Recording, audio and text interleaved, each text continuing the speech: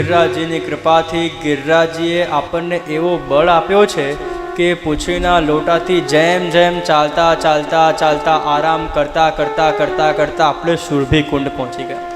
અને જ્યાં સુરભી કુંડ પહોંચે અને આપણા બધાના ભાગ્ય કેવા કે એ સમયે ત્યાં એક વલ્લભકુલના બાળકે ઠાકોરજીનો 56 ભોગ કર્યો અને એવા સુંદર 56 ભોગના દર્શન થયા. 56 પ્રકારની અલગ અલગ સામગ્રીઓ ઠાકોરજી સુંદર બિરાજી રહ્યા છે. 56 ભોગના દર્શન કરી રહ્યા છીએ અને એ 56 ભોગના દર્શન કરીને મનમાં એવો ઉત્સાહ એવો બળ આવી ગયો કે એ ગુણગાન કરતા ચાલતા ચાલતા ચાલતા ચાલતા ગયા અને મુખારવિંદના દર્શન થઈ ગયા. અને જ્યાં મુખારવિંદના દર્શન થયા ત્યાં એવા સાષ્ટાંગ દંડવત કરે અને જયઘોષ કરી બોલો ગિરિરાજ ધરણ કી જય, શ્રી ગિરિરાજ ધરણ કી જય, શ્રી ગિરિરાજ ધરણ કી જય. ત્યાં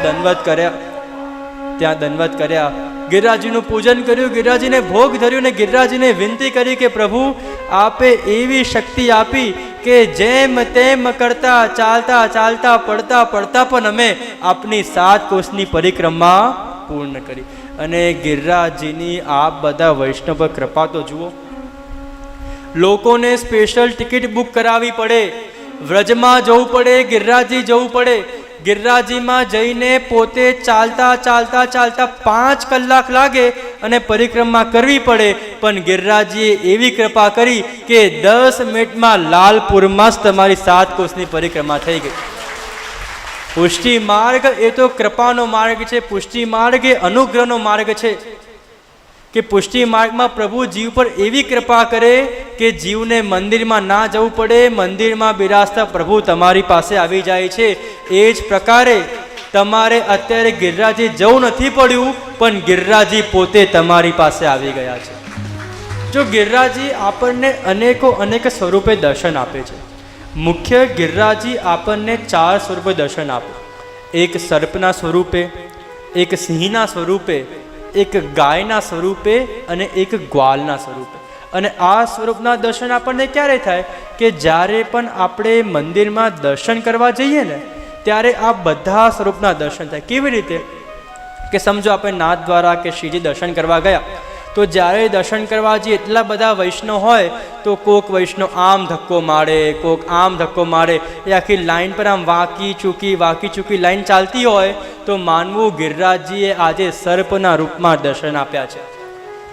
પછી કોક દિવસ એવું થાય કે કોક સુંદર મનોરથ હોય અને મનોરથમાં આપણે ઘરના બધાને દર્શન કરવા લાયા હોઈએ અને એમાં ઘરના ઉંમરવાળા બા આવ્યા હોય અને એ બાને 2 જણ પકડીને ઉચકીને દર્શન કરવા લઈ જાય. પણ જ્યાં મંદિર આવે અને એ બાને જ્યાં કીર્તનનું નાદ શ્રવણ થાય અને ઠાકોરજી એવી કૃપા કરે કે એ બા 2-3 લોકોને એવા ધક્કા મારીને ભાગે અને આમ કોની મારે જે સૌથી આગળ દર્શન કરવા પહોંચી જાય ત્યારે માનજો ગિરિરાજજીએ સિંહ સ્વરૂપે દર્શન આપ્યા છે કે ઘરમાં ચલાતું પણ ના હોય અને મંદિરમાં ધક્કા ધક્કી કરીને આગળ પહોંચી જાય.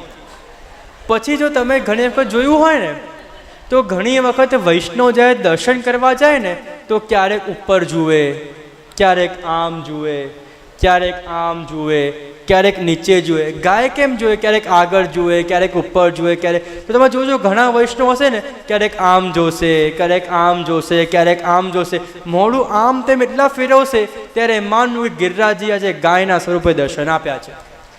અને પછી જ્યારે કોઈક ભય એવા હોય ને બહુ ખતરનાક ભય હોય જેમની પાસે લોકો વાત કરવા જવા ઘબરાય કે આમના પાસે વાત કરવા જઈશું તો આપણને સંભળાઈ દેશે, લડશે, ગુસ્સો કરશે, એવા કોઈ ભય હોય કે જે હસતા પણ ના હોય કે જો જરા હસે તો જેબમાંથી પૈસા પડી જશે. જો એવા કોઈક ભય હોય કે જે હસે પણ નહીં, બોલે પણ નહીં, હંમેશા ગુસ્સો કરતા હોય પણ ત્યાં નંદ મહોત્સવ થાય અને નંદ મહોત્સવમાં અંદર એવો ગ્વાલ પ્રગટ થઈ જાય કે બધો ગુસ્સો સાઈડમાં મૂકીને એવા સુંદર નાચે, એવા સુંદર કૂદકો માને તો માનજો એ સમયે ગિરિરાજજીએ ગ્વાલ સ્વરૂપે દર્શન આપ્યા છે. કે જે વ્યક્તિ, અને મને પૂરો વિશ્વાસ છે કે આવતીકાલે સવારે નંદ મહોત્સવમાં ગિરિરાજજી પાકા ગ્વાલ સ્વરૂપે દર્શન આપવાના છે.